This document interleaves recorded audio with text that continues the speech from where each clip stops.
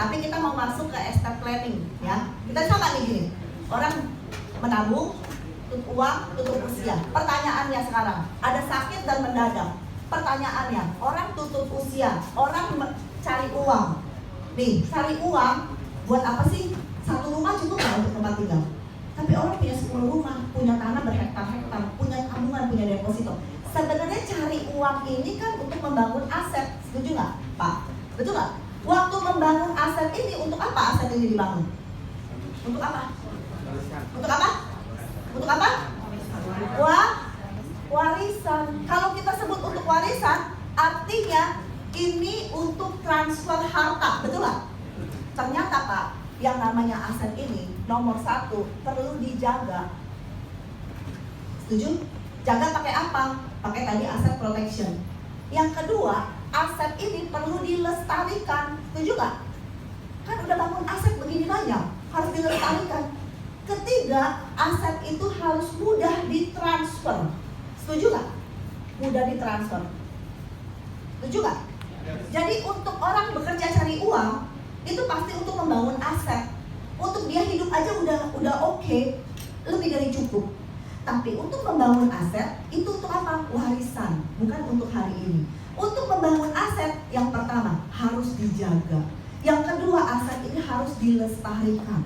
Bagaimana untuk melestarikan ini? Harus mudah untuk ditransfer kepada anak-anak dan kepada yang mewariskan. Nah, oleh sebab itu untuk ini saya punya satu yang namanya paper asset, satu program untuk estate planning.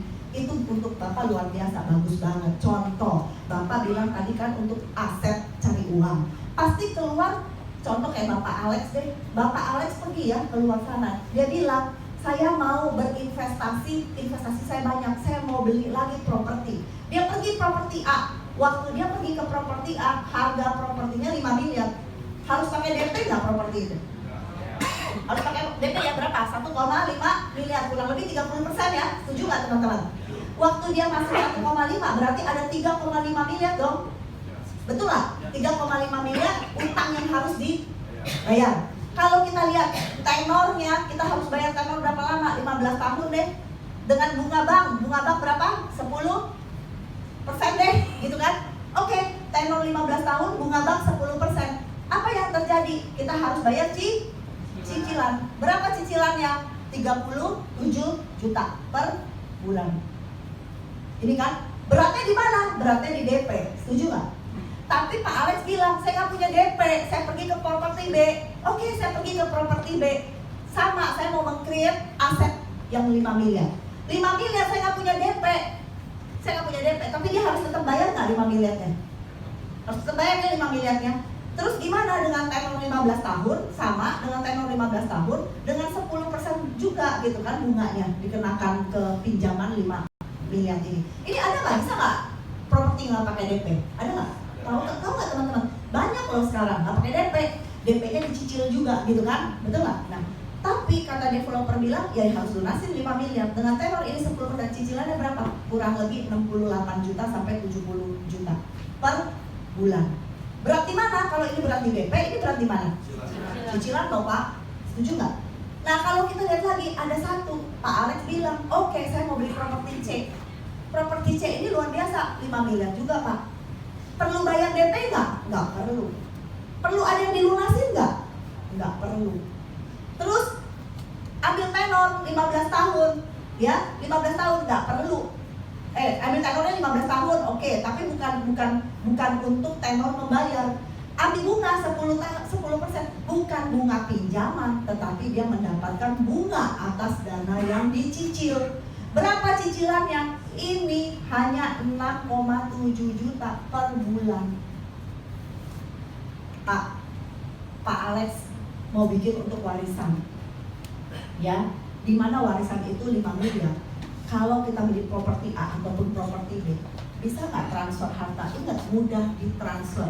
Pertama, harus ada BPHTB, betul nggak? BPHTB itu kurang lebih 2,5% teman-teman.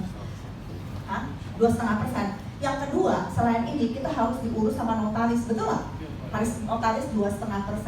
Kemudian yang ketiga, kita perlu yang namanya agent untuk jualin kita punya rumah, ya, atau properti yang nggak bisa kita jual sendiri, itu 2,5%. Yang ketiga, yang keempat, karena agent ini semua ada juga harta gono gini karena kepada ahli waris. Ada nggak untuk urus surat-surat harta gono gini? Ada nggak? Perlu 2,5%. Total diperlukan berapa ini? 10%. Pak, hari ini Bapak saya lihat ya, Bapak punya aset sampai 100 miliar. Wih, luar biasa Pak. Pertanyaannya, punya dana liquid nggak sebesar 10 miliar?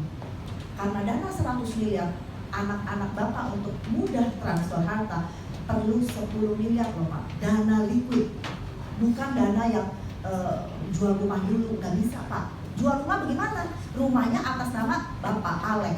Bapak Alex sudah meninggal, orang mau beli rumah dari nama Bapak Alex? Enggak, dia harus turun dulu kepada ahli waris. Dan kalau anak Bapak sekarang 4 orang, ahli waris ini harus menyetujui juga untuk nama yang mewakili di ahli waris. Betul nggak? Baru terjadilah transaksi. Jadi hari ini kalau Bapak punya kekayaan 100 miliar, punya nggak dana liquid 10 miliar? Kalau belum, yuk kita bentuk dulu dana liquid 10 miliar. Nah, kalau saya cerita ini, ada satu yang namanya paper asset yang luar biasa. Sama, saya mau membeli aset baru 5 miliar, sama.